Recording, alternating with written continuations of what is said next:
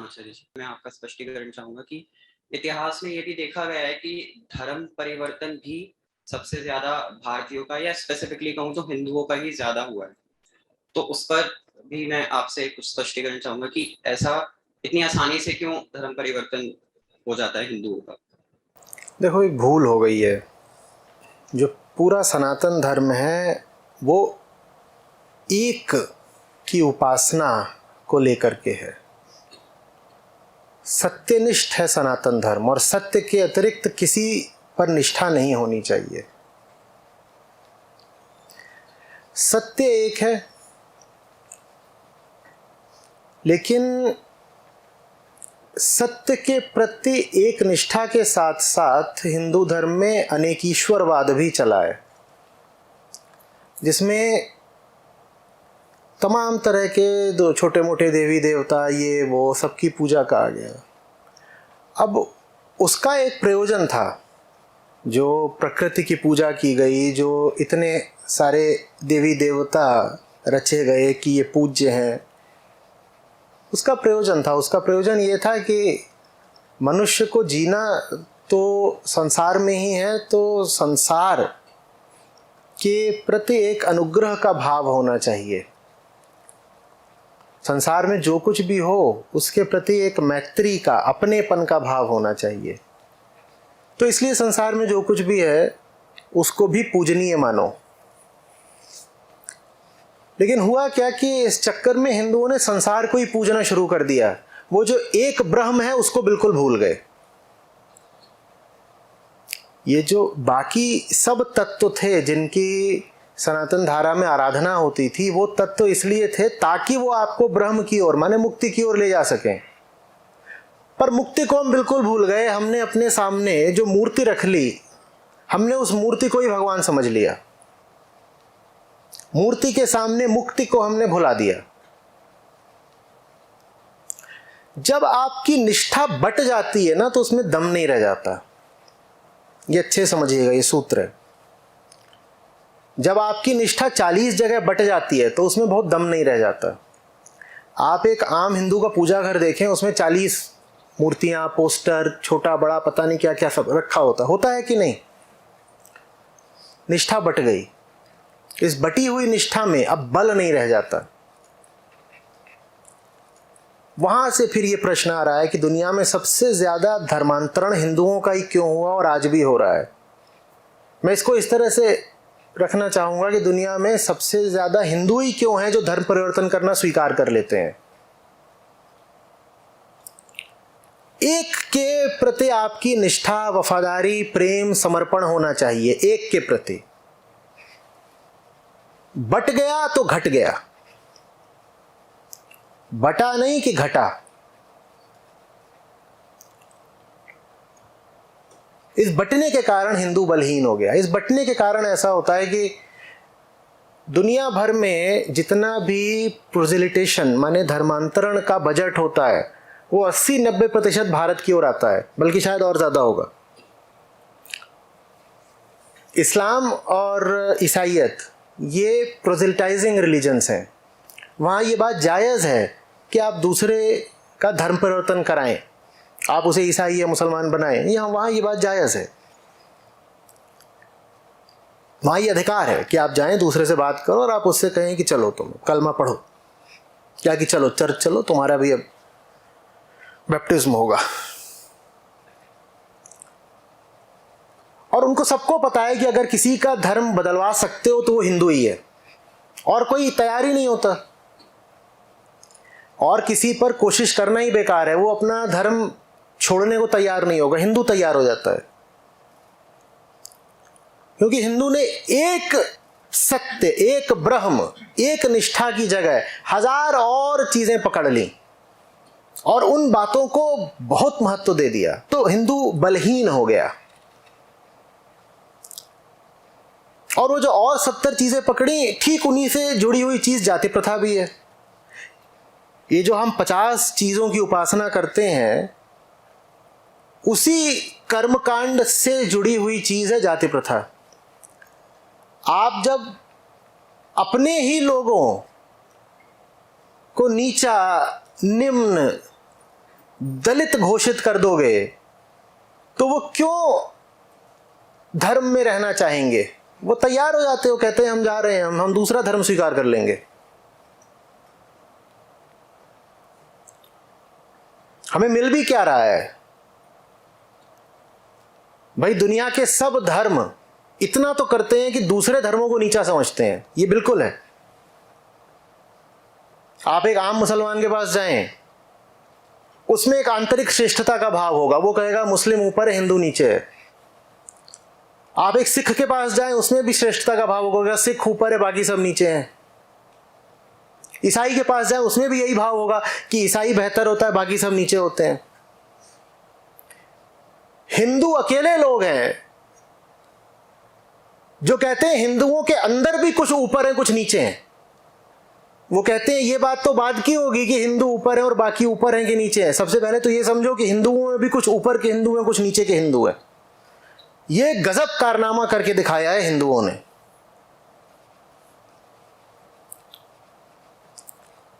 जब तुम अपने ही घर के अंदर अपने कुछ भाई बहनों को नीचे का घोषित कर दोगे तो वो भाई बहन तुम्हारा घर छोड़ के जाएंगे कि नहीं जाएंगे? फिर तुमको अचरज क्यों होता है? और हमको थोड़ा आत्मचिंतन की जरूरत है।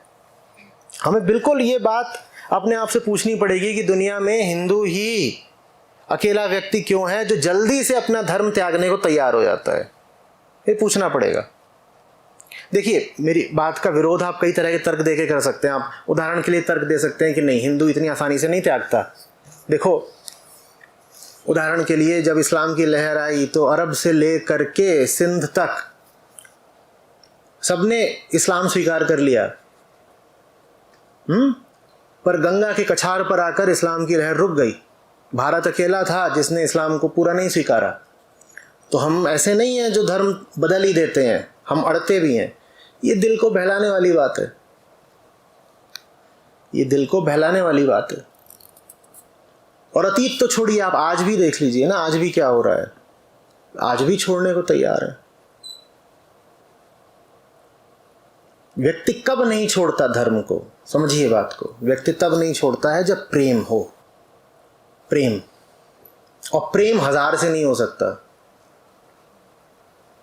जो 1000 से प्रेम करता हो उसका प्रेम कैसा होगा? कैसा होगा? हाँ, कैसा होता है? प्रेम ही नहीं है ना। प्रेम तो एक से हो सकता है ना। हाँ, एक निष्ठा नहीं है सनातन धारा में, इसलिए सनातन धारा इतनी बलहीन हो गई। एक निष्ठा, सबके अपने अपने हैं, सबके अपने अपने हैं, अपने अपने रीति रिवाज, अपनी अपनी मान्यताएं, अपने अपने विश्वास। और इसको फिर हम बोलते हैं यही तो हमारी खूबसूरती है, हमारी विविधता।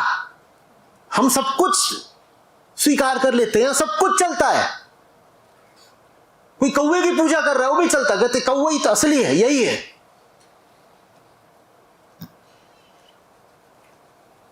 ये सब नहीं चलेगा। कौवा पूजन,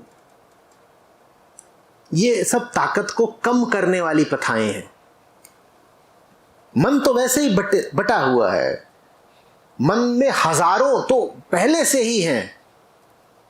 धर्म होता है मन को एक की तरफ ले जाने के लिए।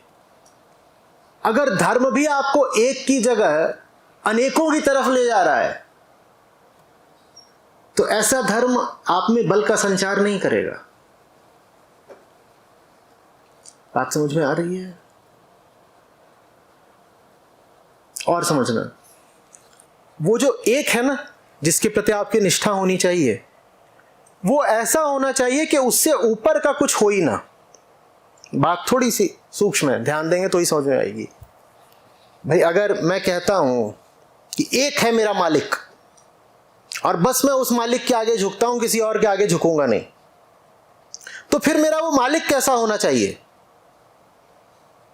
वो मेरा मालिक फिर अव्वलों में अव्वल होना चाहिए, बियॉन्ड द बियॉन्ड होना चाहिए। ठीक, तभी तो उस मालिक से मुझे ताकत मिलेगी ना। अब अगर मैंने अपना मालिक ही ऐसा बना लिया जिसको लेकर के 100 कहानियां मैंने ही रची हैं, तो उस मालिक को लेकर के वाकई मुझ में विश्वास ही कितना आएगा। दिल ही दिल तो मैं जानता हूं ना कि उस मालिक को लेकर कहानियां भी तो मैंने ही बनाई हैं। ऐसे मालिक में ही कितना दम है जिसकी कहानियां मैं ही बनाता हूं। बोलो जल्दी। इसीलिए वो जो मालिक है, वो जो एक सत्य है, जो ब्रह्म है, उसको इंद्रियतीत होना बहुत जरूरी है, ट्रांसेंडेंटल होना बहुत जरूरी है। वो ऐसा होना चाहिए जिसके बारे में ना तुम सोच सको ना कुछ कह सको। वही समस्त उपनिषदों का लक्ष्य है। उसी की बात बार बार भगवत गीता में हुई है। वो ऐसा होना चाहिए जिसकी बात ना जबान कर सकती हो, आंखें जिसको देख नहीं सकती, कान जिसको सुन नहीं सकते, जिसकी कोई मूर्ति नहीं हो सकती, जिसकी कोई छवि नहीं हो सकती, जो बिल्कुल निर्गुण हो, जो एकदम निराकार हो। तभी तो उससे ताकत आएगी ना। क्योंकि जो सगुण है, साकार है, वो तो हमारे ही जैसा है। जो कुछ सगुण साकार है वो तो मिट्टी से उठा है और मिट्टी में मिल जाना है। बताओ उस पर हम कितना भरोसा कर सकते हैं? कर सकते हैं क्या?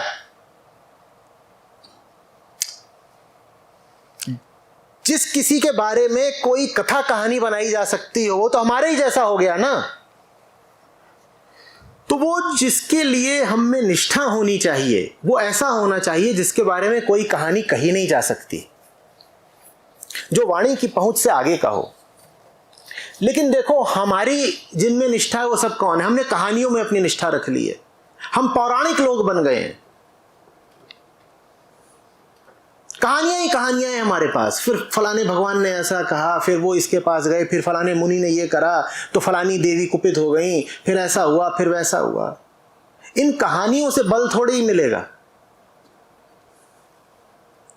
इसलिए फिर जब परीक्षा की घड़ी आती है तो हिंदू अपने आप को कमजोर पाता है, क्योंकि उसके पास बस कहानियां हैं।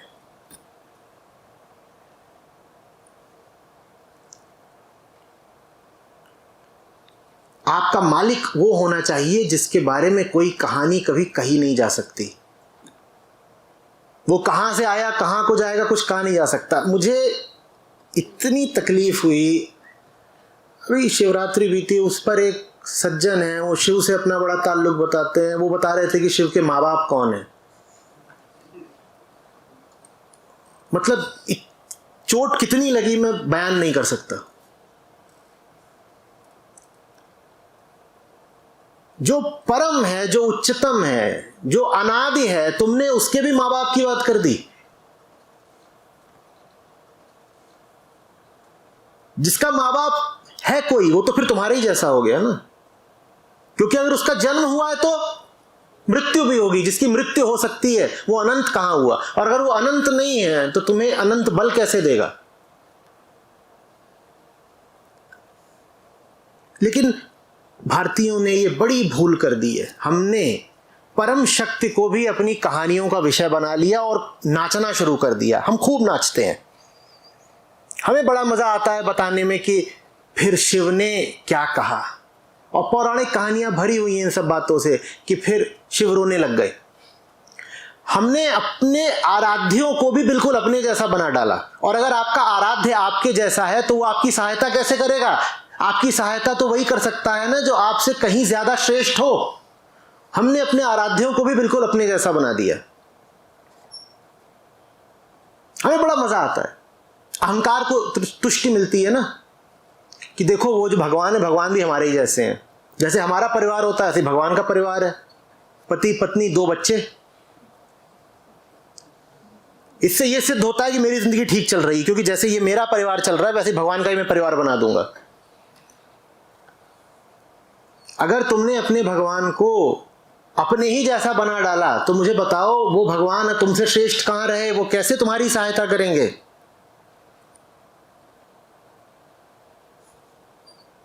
कितनी कहानियां बनती। और फिर उसने उनसे क्या कहा? हमें इसी में बड़ा मजा आता है। हमने अपने आराध्यों को अपनी गॉसिप का विषय बना दिया है। और फिर धीरे से देवी मुस्कुराई। तुमने देखा था क्या? ये कैसी बातें कर रहे हो? ये जो कथाएं होती हैं, भागवत कथा और अन्य कथाएं जो होती हैं, वहां कभी जाके देखने कथावाचक क्या कर रहे होते हैं। और तभी फलानी गोपी का घूंघट धीरे से सरक गया। ये क्या कर रहे हो? कौन सा रस है? और इतना मजा आता है, महिलाओं को खड़ी होकर नाचना शुरू कर देती हैं, धिनचक धिनचक नाचे ही जा रही हैं। ये धर्म है?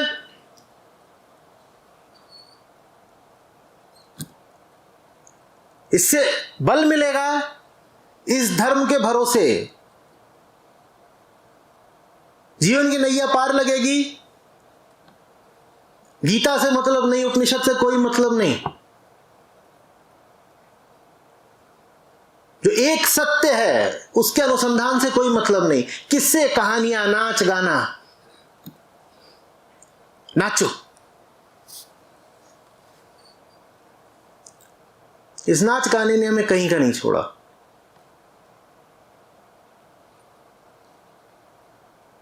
आप जानते हो ये नाच गाने की शुरुआत भी कब हुई थी? ये थोड़ा सा मुड़ेगी कहानी, उत्सुकता हो तो ही बताऊं। ये सब था नहीं सनातन धर्म में।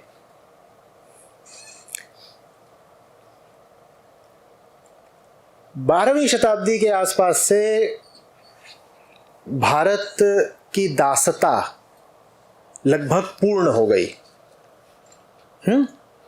उसके 200 साल पहले से आक्रमण होने शुरू हो गए थे। 12वीं शताब्दी के आसपास से दिल्ली पर ही बैठ गए आकर के आक्रांता।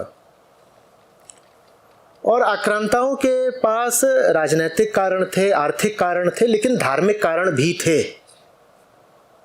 ठीक है, आर्थिक कारण ये थे कि यहाँ का पैसा उन्हें लूटना होता था। राजनीतिक कारण ये थे कि उन्हें अपने क्षेत्रफल का विस्तार करना होता था।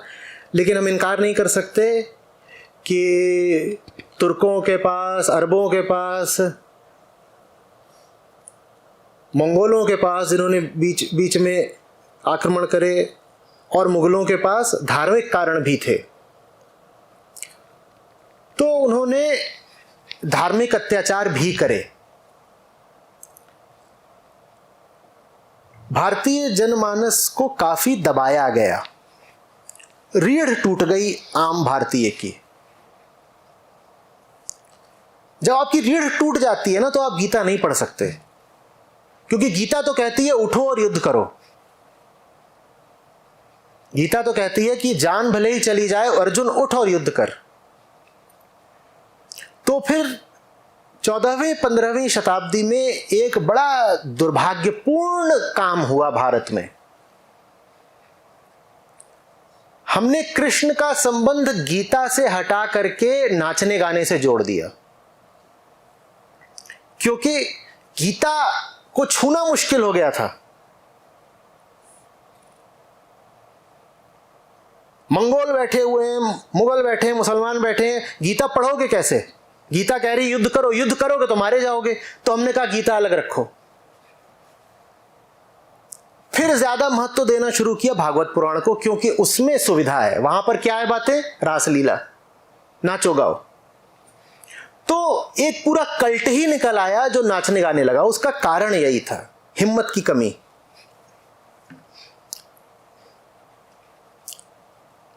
गीता में कहीं पर है, अर्जुन तू छोड़ ना लड़ाई उड़ाई, तू नाच। गीता बोलती है अरे अगर युद्ध भूमि है जीवन तो युद्ध करो ना। अगर तुम्हारे देश पर, अगर तुम्हारे धर्म पर आक्रांता चढ़ आए हैं तो युद्ध करोगे ना, या नाचोगे? लेकिन भक्ति के नाम पर नाचना गाना शुरू हो गया हिंदुस्तान में, जबकि भक्ति बिल्कुल दूसरी चीज है। भक्ति में ये नहीं है कि कृष्ण पुरुष है, मैं उनकी स्त्री हूं, मैं नाचूंगी। ये बिल्कुल भी नहीं है। भक्ति के नाम पर लोगों ने ये सुविधा निकाल ली कि अब लड़ना नहीं पड़ेगा। कर्मयोग में क्या करना पड़ता है? कर्म। भक्ति में नहीं करना है। ठीक, पिटाई हो रही है, होती रहे, हम तो कीर्तन कर रहे हैं अंदर, और फिर नाच लेंगे। बाहर पिटाई चल रही है, अंदर कीर्तन चल रहा है। सुविधा है, बराबर की बात। ये पाखंड की सुविधा है, ये बड़ी कायर सुविधा है या नहीं है? हाँ।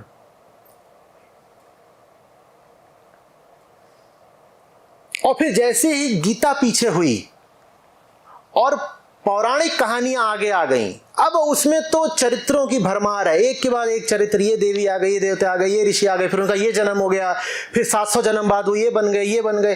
कहानियां ही कहानियां, कहानी ही कहानी। इन कहानियों से तुम्हें ताकत थोड़ी मिलेगी।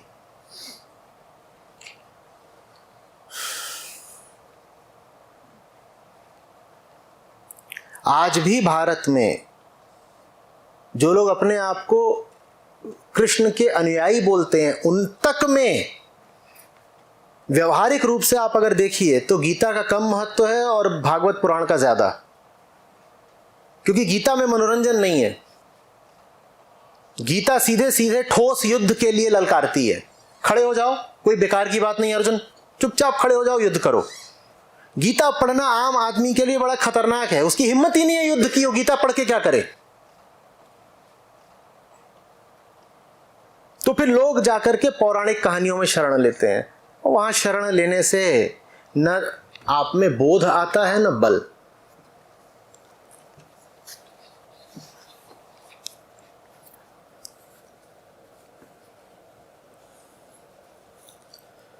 समझ में आ रही है बात?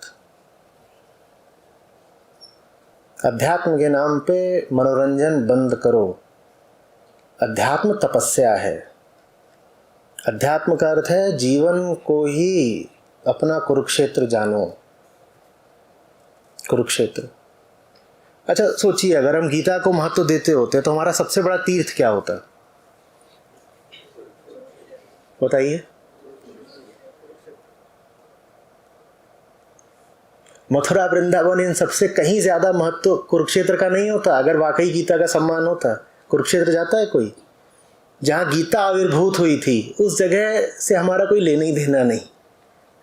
हमें चाहिए रास। हमारा ज्यादा मन लठमार होली में है। कुरुक्षेत्र से कोई मतलब ही नहीं।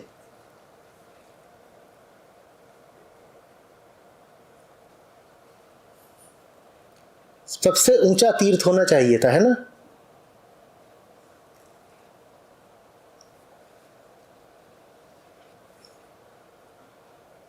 जीवन ही रणक्षेत्र है, जीवन ही कुरुक्षेत्र है।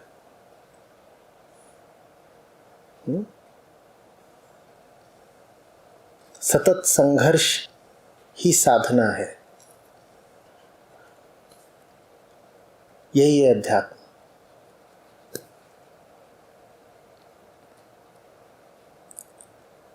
बल बाजुओं में नहीं होता। अर्जुन के पास बड़े मजबूत बाजू थे, उन बाजुओं से धनुष उठाए नहीं उठ रहा था।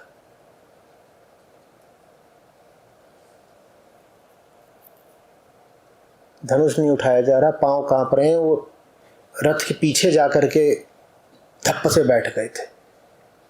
कोई बल नहीं बचा था। बल आता है कृष्ण की निकटता से। कौन से कृष्ण की निकटता से? गीता वाले कृष्ण की निकटता से। बल आता है जब आप सांख्य योग पढ़ते हो, जब आप निष्काम कर्म योग पढ़ते हो, बल वहां से उठता है। और जब वैसा बल उठता है तब किसी की हिम्मत नहीं होती कि आके आपका धर्म परिवर्तन करा दे। तब आप कहते हो जान ले लो, युद्ध है, युद्ध में जान तो चली जाती है कई बार। तुम जान ले सकते हो हमारी, लेकिन हमें कृष्ण से दूर नहीं कर सकते। अर्जुन अगर मरते भी तो रथ पर ही मरते, कृष्ण के साथ ही मरते।